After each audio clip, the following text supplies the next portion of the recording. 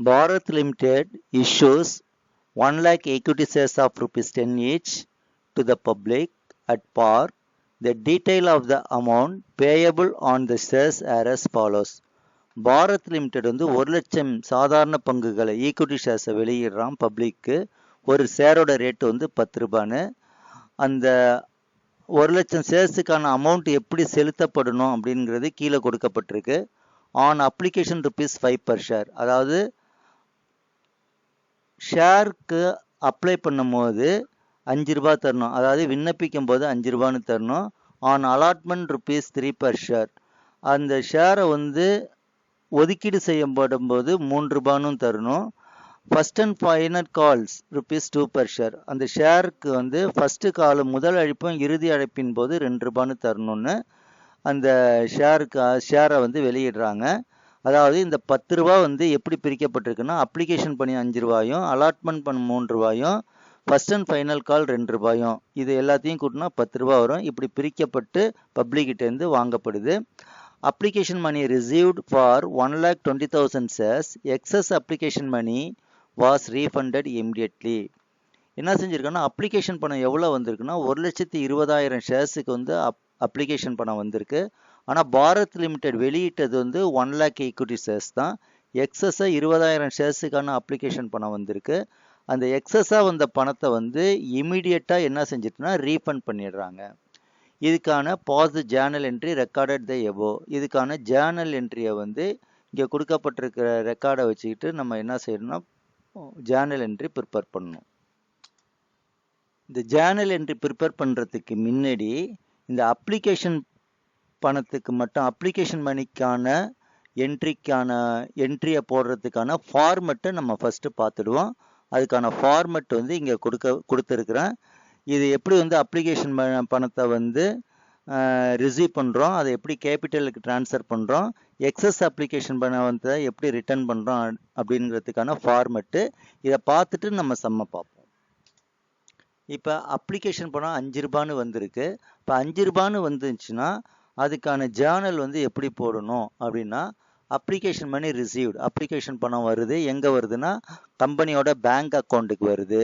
அதனால bank account debtor, இது வந்து கம்பெனி தான் எழுதுறான், இந்த ஜேர்னலை ப்ரிப்பேர் பண்ணுறான். அப்போ வந்து அவனோட பேங்க் அக்கௌண்ட்டுக்கு வர்றதுனால bank account debtor to share application account அப்படின்னு போடணும். அதாவது பேங்க்குக்கு வர்றதுனால டெபிட் த ரிசீவர் பேங்க்கு, அதனால பேங்கை டெபிட் பண்ணிடுறோம். அந்த பணம் எதனால வந்திருக்கு பேங்க்குக்கு அப்படின்னா ஷேர் அப்ளிகேஷன் மணி மூலியமாக வந்த பணம் அப்படிங்கிறதுனால டு ஷேர் அப்ளிகேஷன் அக்கௌண்ட்டை கிரெடிட் பண்ணிடுறோம். இதுக்கான நேரேஷன் என்ன வரும்னா பீயிங் அப்ளிகேஷன் மணி ரிசீவ்டு.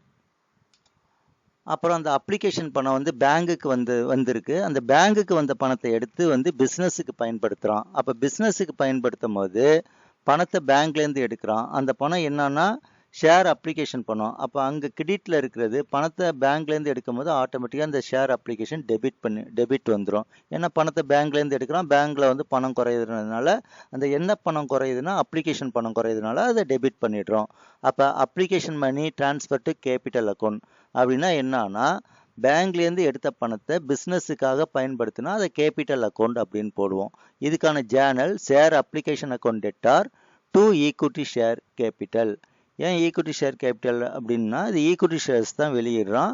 அப்போ அந்த பணத்தை நம்ம எடுத்து கேபிட்டலுக்கு பயன்படுத்துறதுனால to equity share capital account அப்படின்னு போட்டுக்கிறோம்.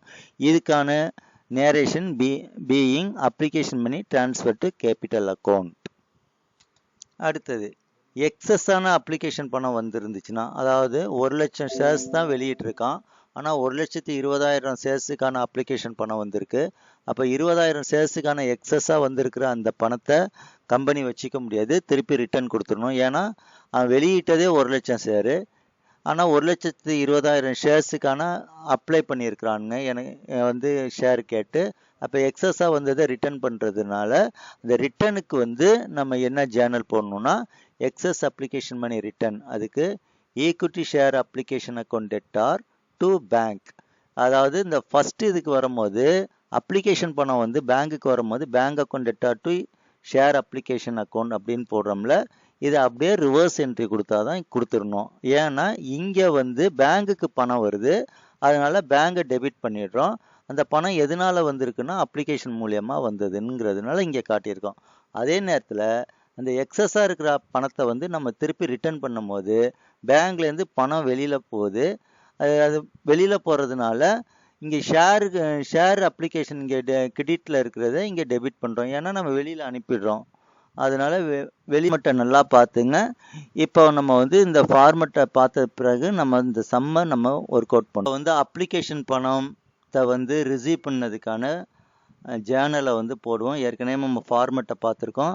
அந்த ஃபார்மெட் பிரகாரம் தான் இப்போ நம்ம வந்து நான் ப்ரிப்பேர் பண்ண போகிறேன். இப்போ வந்து application money received, application ₹5 per ஷேர்னு ஒரு அப்ளிகேஷன் பணம் வந்து வருது, அப்ளை பண்ணியிருக்கிறாங்க. அந்த அப்ளிகேஷன் மணி ரிசீவ் பண்ணுறதுக்கு bank account debtor to share application எத்தனை ஷேருக்குன்னு போடணும் அப்படின்னா, எத்தனை ஷேருக்கான அப்ளிகேஷன் மணி வந்திருக்குன்னா 1,00,000 போடக்கூடாது, 1,00,000 போடக்கூடாது, 1,20,000 போடணும். ஏன்னா அப்ளிகேஷன் பணம் வந்தது 1,20,000. அப்போ 1,20,000 1,20,000 into 5 அப்படின்னு போட்டால் 6 lakhs. அப்போ பேங்குக்கு வந்தது 6 lakhs rupees. அப்போ bank account debtor 6 lakhs to share application 6 lakhs. Share application மூலியமா பேங்குக்கு வந்தது 6 lakhs. இதுக்கான narration being application money received. அடுத்தது இந்த அப்ளிகேஷன் பணத்தை வந்து டிரான்ஸ்ஃபர் டு கேபிட்டல் அக்கௌண்ட், அதாவது பேங்க்லேருந்து எடுத்து பிஸ்னஸுக்கு பயன்படுத்தணும். அப்போ வந்து எங்கன்னா பிஸ்னஸுக்கு பயன்படுத்தினா அது கேபிட்டல் அக்கௌண்ட்டில் ட்ரான்ஸ்ஃபர் பண்ணணும். அதுக்கான narration share application account debtor to equity share capital. இப்போ share application account debtor 5 lakhs to equity share capital 5 lakhs. அதாவது அப்ளிகேஷன் பணத்தை வந்து பிஸ்னஸுக்கு பயன்படுத்துகிறோம். அதனால் வந்து அந்த அப்ளிகேஷன் பணத்தை கேபிட்டலுக்கு ட்ரான்ஸ்ஃபர் பண்ணுறோம். இப்போ இதுக்கு ட்ரான்ஸ்ஃபர் பண்ணும்போது எவ்வளோ எடுத்துக்கணும் அப்படின்னா 1 lakh ஈக்விட்டி ஷேர்ஸை தான் நம்ம எடுத்துக்கிட்டு போகணும். 1 lakh ஈக்விட்டி ஷேர்ஸ் இன்ட்டு 5. ஏன்னா அதை மட்டும்தான் கேபிட்டலுக்கு வந்து நம்ம மாற்ற முடியும். ஆனால் நம்மளுக்கு பணம் வந்தது வந்து 1,20,000 ஷேர்ஸுக்கான பணம் வந்திருக்குது. அப்போ எக்ஸஸாக இருக்கிறத வந்து நம்ம கேபிட்டலுக்கு பயன்படுத்த முடியாது. எவ்வளோ இஷ்யூ பண்ணுறோமோ அந்த ஷேருக்கான பணத்தை மட்டும்தான் நம்ம பயன்படுத்த முடியும். அதனால தான் இங்கே 1 lakh into 5ன்னு போட்டிருக்கேன். ஆனால் அப்ளிகேஷன் வந்து ரிசீவ் பண்ணும்போது வந்தது எவ்வளோ பணம்னா 1,20,000 into 5ன்னு போட்டிருக்கேன். ஏன்னா 1,20,000 ஷேர்ஸுக்கான அப்ளிகேஷன் பணம் வந்ததுனால அதை போட்டிருக்கோம். ஆனால் கேபிட்டலுக்கு பயன்படுத்தும் போது 1 lakh ஈக்விட்டி ஷேர்ஸுக்கான பணத்தை தான் நம்ம பயன்படுத்த முடியும். ஏன்னா அவ்வளோ ஷேர் தான் கம்பெனி வெளியிட்டிருக்கான். அப்போ 1 lakh into 5னா 5 lakhs. Share application account debtor 5 lakhs to equity share capital 5 lakhs. இதுக்கான narration application money transfer to capital account, அதாவது பேங்க்ல இருந்து அந்த பணத்தை எடுத்து பிஸ்னஸுக்கு பயன்படுத்துகிறோம். அதனால அதுக்கான narration share application money transfer to capital account. அடுத்தது தேர்டு வந்து இந்த அப்ளிகேஷன் பணம் வந்து எக்ஸஸ் அப்ளிகேஷன் பணம் வந்து இருக்கு. எவ்வளோனா இஷ்யூ பண்ணது கம்பெனி வெளியிட்டது 1,00,000 ஈக்விட்டி ஷேர். ஆனால் அப்ளிகேஷன் பணம் வந்தது 1,20,000. எக்ஸஸாக இருக்கிற 20,000 ஷேர்ஸுக்கான பணத்தை வந்து கம்பெனி திருப்பி ரிட்டர்ன் கொடுத்துடணும். அதுக்கான ஜேர்னல் இங்கே போடணும். அதுக்கான Journal equity share application account debtor to bank, அதாவது எவ்வளோனா 20,000 into 5 அப்படின்னா 1 lakh rupees. 20,000 equity share application account debtor 1 lakh to bank 1 lakh. ஏன்னா எக்ஸஸ் பணம் வந்து 20,000 ஷேர்ஸுக்கான எக்ஸஸ் பணம் வந்திருக்கு. ஏன்னா வெளியிட்டது 1 lakh ஷேர்ஸு, ஆனால் அப்ளிகேஷன் பணம் வந்தது 1,20,000 ஷேர்ஸு. எக்ஸஸாக இருக்கிறது 20,000 ஷேர்ஸுக்கான பணத்தை திருப்பி நம்ம வந்து பப்ளிக்கு ரிட்டர்ன் பண்ணிடுறோம். அதுக்கான ஜேர்னல் தான் இது. Next allotment ₹3 per share. இப்போ அலாட்மெண்ட் பணம் ரிசீவ் பண்ணுறதுக்கான ஜேர்னலை வந்து போடுவோம். ஏன்னா இந்த இதுக்கும் வித்தியாசத்தை பாருங்கள். இங்கே bank account debtor to share application, அதுக்கப்புறம் தான் வந்து ஷேர் அப்ளிகேஷன் பணத்தை வந்து கேபிட்டலுக்கு ட்ரான்ஸ்ஃபர் பண்ணுவோம். ஆனால் அலாட்மெண்ட் அப்போ என்ன செஞ்சிடறோம்னா share allotment account debtor to கேபிட்டல்னு போட்டுட்டு அதுக்கப்புறம் தான் bank account debtor to share அலாட்மெண்ட்டுன்னு போடுறோம். அதாவது ஷேர் அலாட்மெண்ட் மூலியமாக கேபிட்டலுக்கு வர வேண்டியது எவ்வளோ, அதுக்கப்புறம் பேங்குக்கு வந்தது எவ்வளோ அப்படிங்கிறதுக்காக தான் வந்து ஃபஸ்ட்டு ஷேர் அலாட்மெண்ட் மூலியமாக கேபிட்டலுக்கு வர வேண்டிய அமௌண்ட், வர வேண்டிய அமௌண்ட், அதனால தான் மணி டியூன்னு போட்டிருக்கோம். 1 lakh ஈக்விட்டி ஷேர்ஸ் இன்ட்டு 3 அப்படின்னு போட்டால் 3 lakh rupees வர வேண்டியது. அதே வந்து பேங்குக்கு எவ்வளோ வந்திருக்குன்னா இந்த சம்மில் வந்து எதுவும் வந்து பேலன்ஸ்லாம் இல்லை, அதனால bank account theta to share allotment 3 lakhs அப்படின்னு போட்டிருக்கான். அப்போ இதுக்கு ஜேர்னலை நம்ம திருப்பி போவோம். ஷேர் அலாட்மெண்ட் மணி டியூ, இதுக்கான journal share allotment account debtor 3 lakh to share capital 3 lakhs.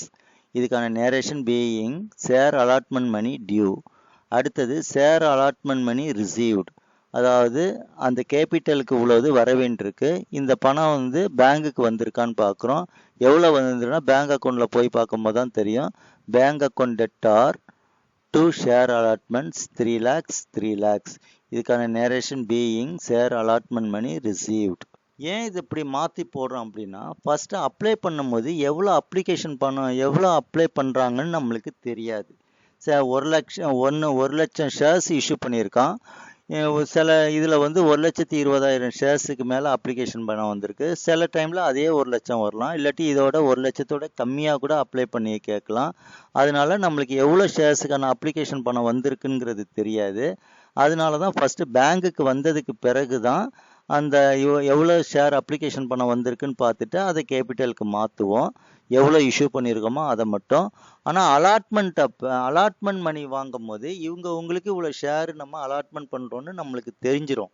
அப்போ அலாட்மெண்ட்டு எக்ஸுங்கிறவங்களுக்கு இப்போ 1 லட்சம் 10,000 ஷேர் அலாட்மெண்ட் பண்ணுறோம், ஒய்ங்கிறவங்களுக்கு ஒரு 10,000 அப்படின்னு 10 பேருக்கு ஒரு 10,000னா 1 லட்சம் ஷேர்ஸ் அலாட்மெண்ட் பண்ணுறோம். இல்லாட்டி ஒய்ங்கிறவனுக்கு ஒன்றாவே 1 லட்சம் ஷேர்ஸையும் நம்ம கொடுத்துடுறோம் அப்படின்னா இவனுக்கு இவ்வளோ அலாட்மெண்ட் பண்ணியிருக்கோன்னு தெரிகிறதுனால அலாட்மெண்ட் மூலியமாக கேபிட்டலுக்கு வர வேண்டிய பணம் எவ்வளோன்னு நம்மளுக்கு முன்கூட்டியே தெரிஞ்சிடும். ஆனால் வந்து ஷேர் அப்ளிகேஷன் இஷ்யூ பண்ணும்போது கேபிட்டலுக்கு வர வேண்டிய பணம் எவ்வளோன்னு நம்மளுக்கு தெளிவாக தெரியாது. ஏன்னா அப்ளிகேஷன் பணம் வந்ததுக்கு பிறகு தான் எக்ஸஸாக வந்திருந்தால் அதை ரிட்டர்ன் பண்ணிவிட்டு பேலன்ஸை கேபிட்டலுக்கு பயன்படுத்துவோம். கம்மியாக வந்துருச்சுன்னா அதை அப்படியே கேபிட்டலுக்கு பயன்படுத்துவோம்.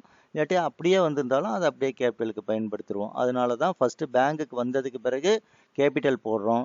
இங்கே அலாட்மெண்ட் அப்போ நம்மளுக்கு கண்டிப்பாக தெரியும் 1 லட்சம் ஷேர்ஸுக்கான பணம் தான் நம்மளுக்கு வரப்போகுதுன்னு 3 ரூபான்னு அலாட்மெண்ட் பணம் 3 ரூபான்னு.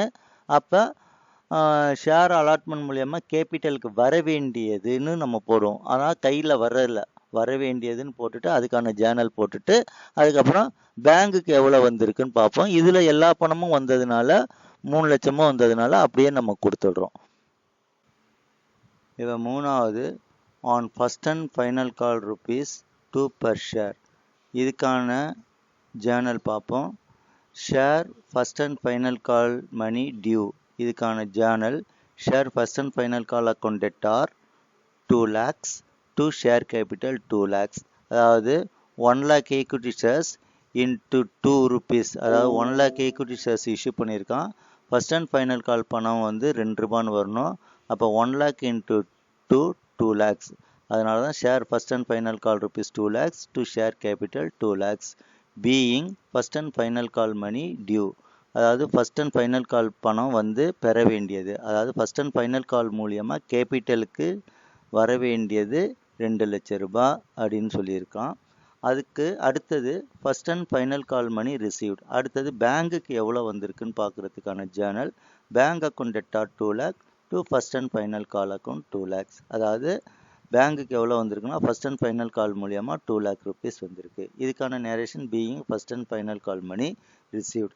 இப்போ பாருங்கள், ஷேர் அலாட்மெண்ட் மணி டியூக்கும் first and final call money டியூக்கும் எந்த வித்தியாசமும் இல்லை. அலாட்மெண்ட்டுங்கிற போடுற இடத்துல பதிலாக நம்ம என்ன செய்யணும், ஷேர் ஃபர்ஸ்ட் அண்ட் ஃபைனல் கால்னு போட்டுக்கிறோம். அவ்வளோதான். போட்டுட்டோம்னா அதே ஜேர்னலை தான் நம்ம திருப்பி எழுத போகிறோம். எழுதுகிறோம். அந்த பணம் வந்து ஃபர்ஸ்ட் அண்ட் ஃபைனல் கால் மூலியமாக கேபிட்டலுக்கு வர வேண்டியது இவ்வளோ, பேங்க் மூலியமாக எவ்வளோ வந்திருக்குன்னு பார்க்குறோம். இதுதான் ஜேர்னல் வந்து பேங்க் மூலியமாக எவ்வளோ வந்திருக்குன்னு பார்க்குறோம். இதுதான் இந்த சம்முக்கான ஜேர்னல் வந்து ப்ரிப்பேர் பண்ணியிருக்கோம்.